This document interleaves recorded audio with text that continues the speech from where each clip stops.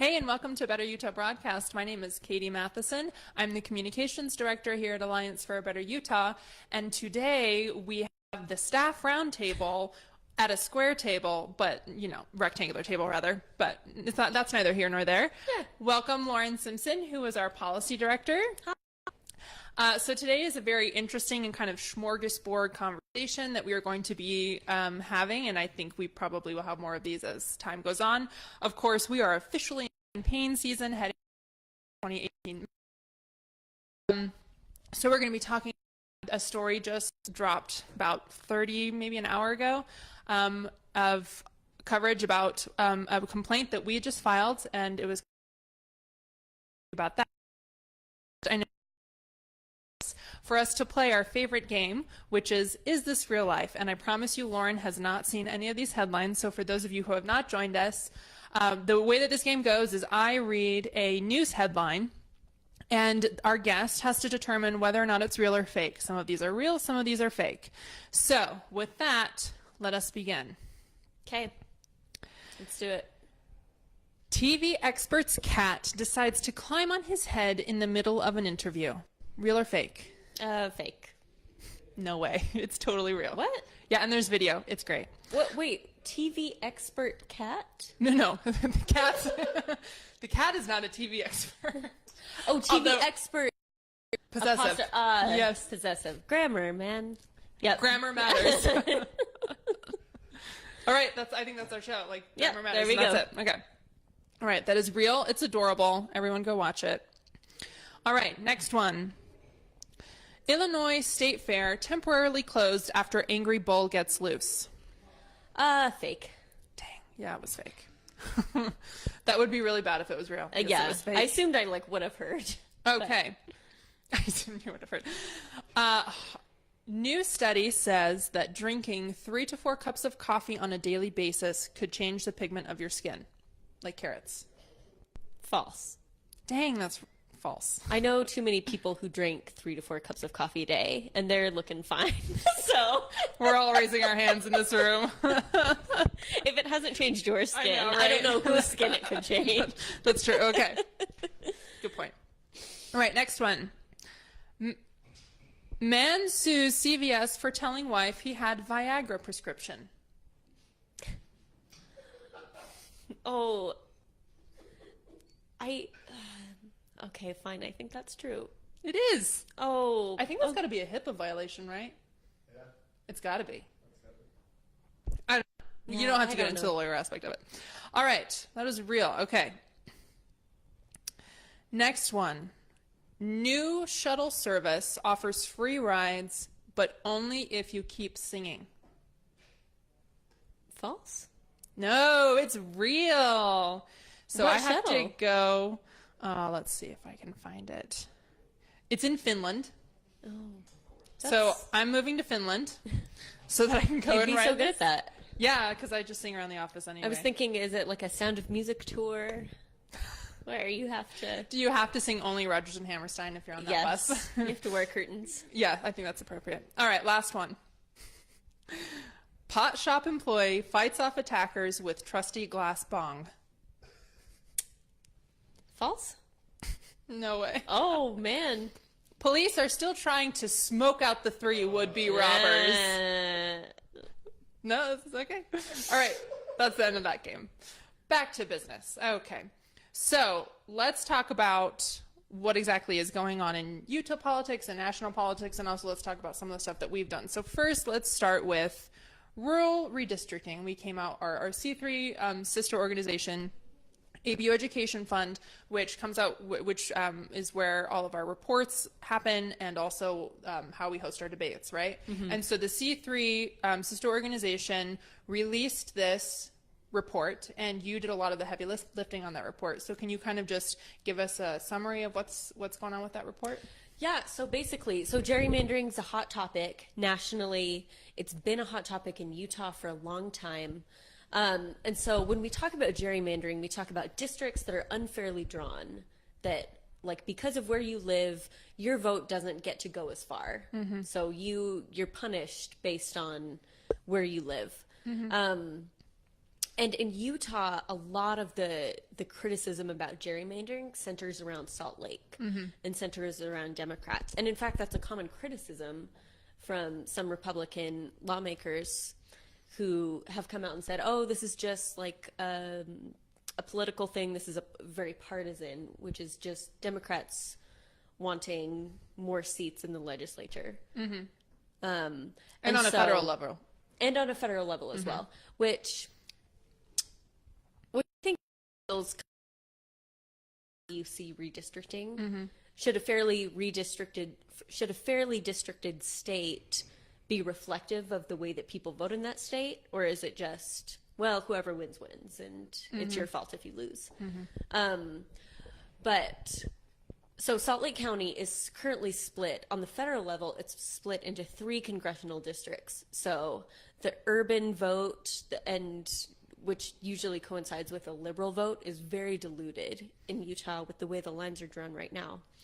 But what's not talked about as much is that rural Utah is also diluted. So in 2011, a lot of the lawmakers who were in charge of redistricting were really pushing for what's called, like, what they called at the time, the urban-rural mix, which is like, if you take Utah and you cut it like a pie, each district should look more like a pie slice. So you're getting a little bit of urban areas and a little bit of rural areas all in one. And I think that's difficult for a representative to have to balance all of those competing interests. Right. Well, I mean, and not only, I mean, I think, as was wisely brought up by, I think it was Patrice Arndt at the time, that's kind of the job of Senate, right? Like the Senate, the senator's job is to balance the overall needs of the various constituencies within a state, whereas representatives are in the house that is closest to the people, and so they should be representative of their constituency. Yeah. When we think about the House of Representatives versus the Senate, you're absolutely right.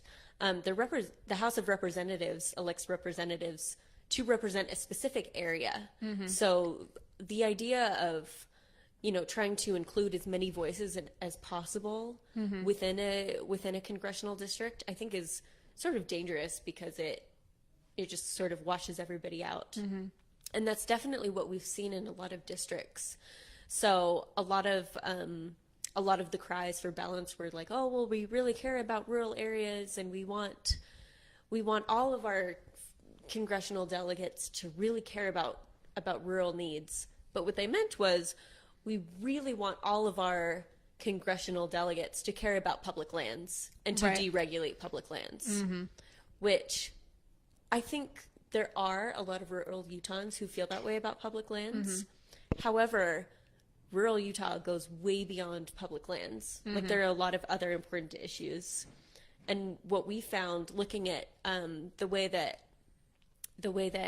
congressional representatives voted, based on the kind of bills that they put forward, and also based on, you can see that on a local level as well, that just because someone is a Republican, that doesn't mean they feel the same about every issue.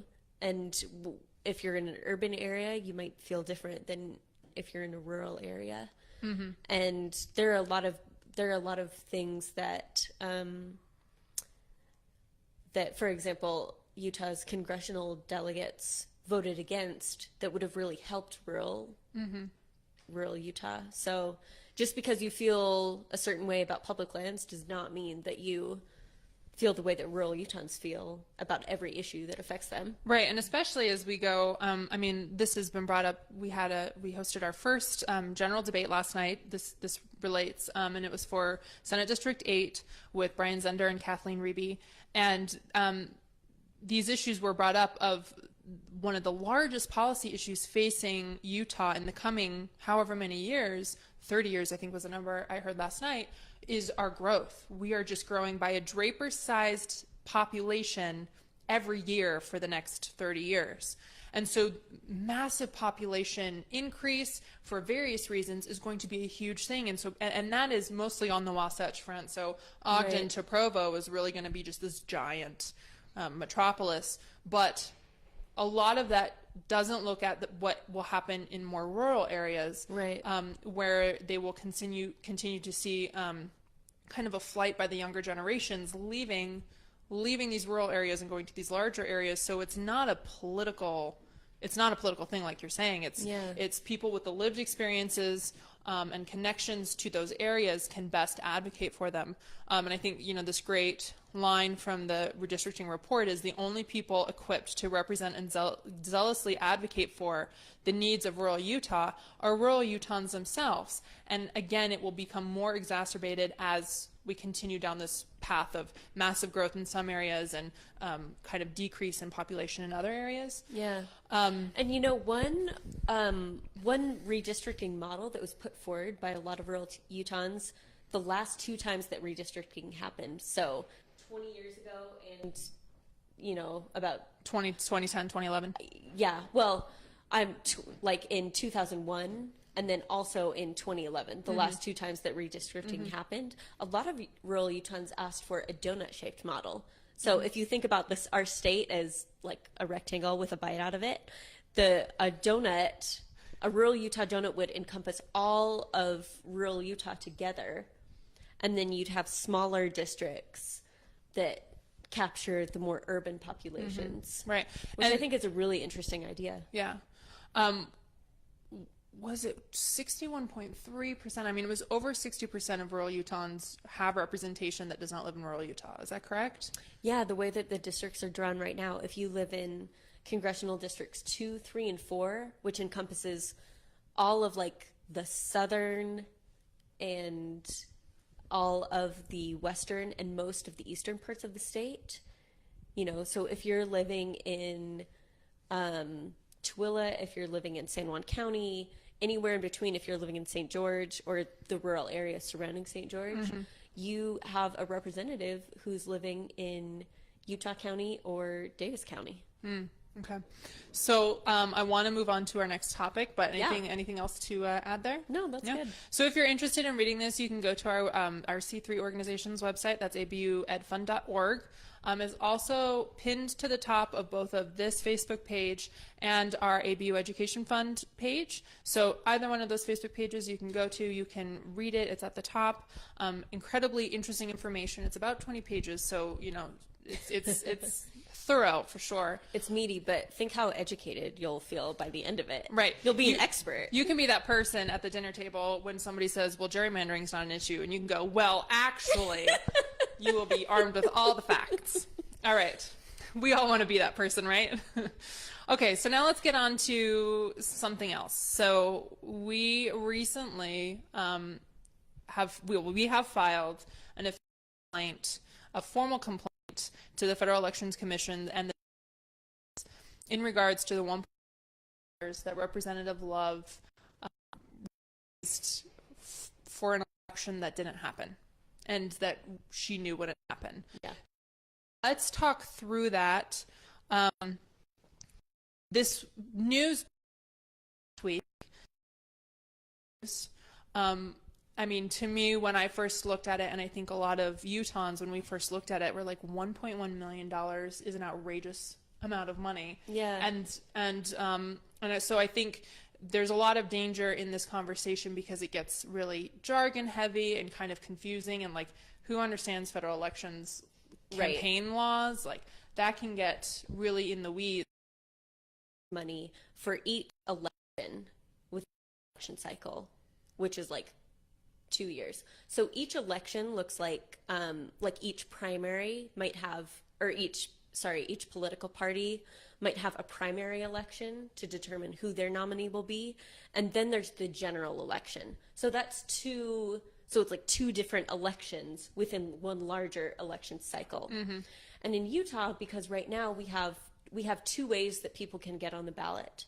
You can gather signatures and get on the ballot that way and go straight to a primary, or you can go through your political party's caucus system or the convention. And so in either case, though, what's important is to show up at the convention and say, I want to run, nominate me. You have to file. That would be really problematic. That would be hilarious. Something. Yeah. But you have to file by a certain deadline. In this year, that deadline was March 15th. So if you hadn't registered with the state saying that you were running as a candidate for this political party, you could not run. It was not nation. And so it was Representative Love had been soliciting donations and like accepting donations designated for the primary election, for the Republican primary election. And so she was doing that up until March 15th, at which point nobody else had filed to run. So obviously she was the only candidate running for that seat. There would be no primary election.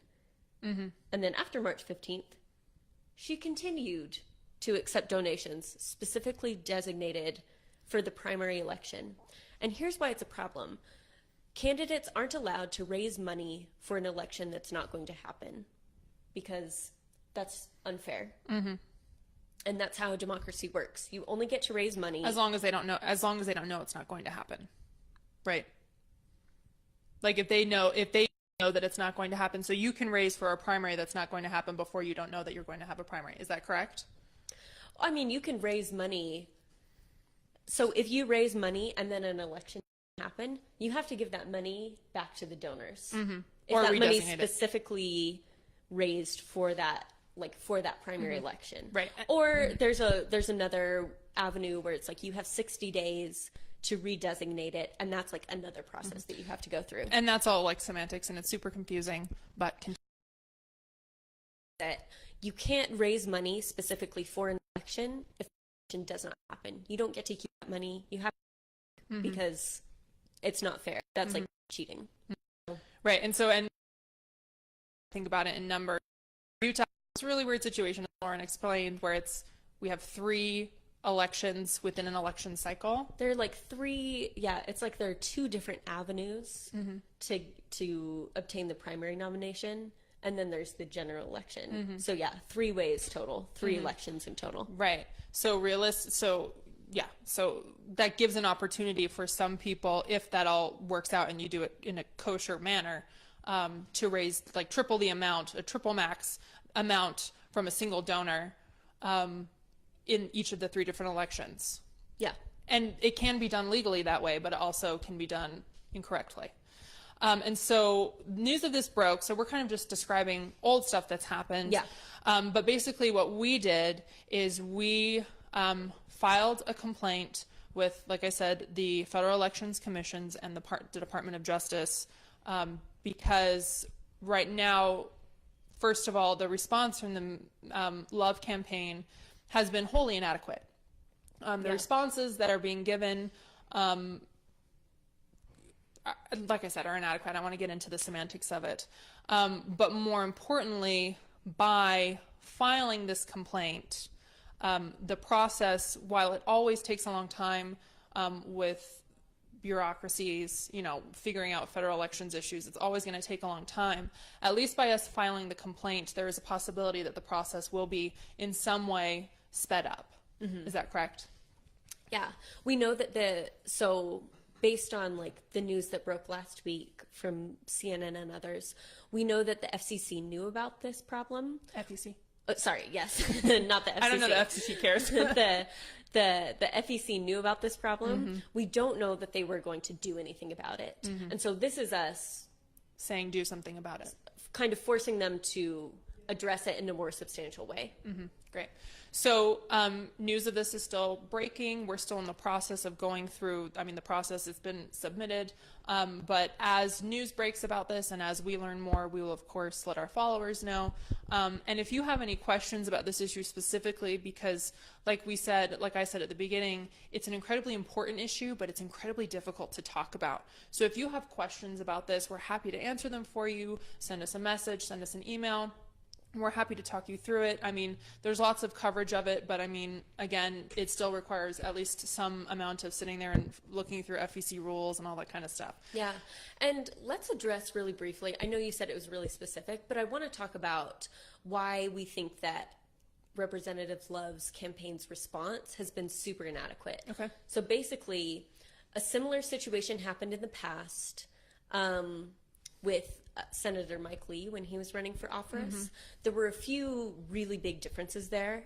And so in that case, the FEC saw that something was up, like that he had raised money also for a primary that wasn't happening anymore.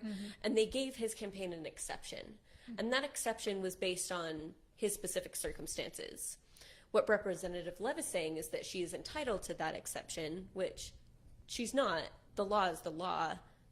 Like, the FEC had the authority to give, like, they were allowed to give Mike Lee an exception. That doesn't mean that she deserves the same exception. Because the circumstances are very different. The circumstances are very different. So. Exactly. So long and short of it is, even though it happened to Mike Lee, circumstances were different. That's not adequate response. Yeah. Okay. So we have to go, but thank you so much for joining us. Again, send us messages, send us emails if you have any questions. But for now, we will see you next week, Wednesday at 12:30. Thanks. And we have a debate tonight. Oh, yes, we have a debate tonight. Come to the debate. HD 32 between Suzanne Harrison and Brad Bonham. So join us for that at 7 p.m. Okay. Thank you very much. Thanks.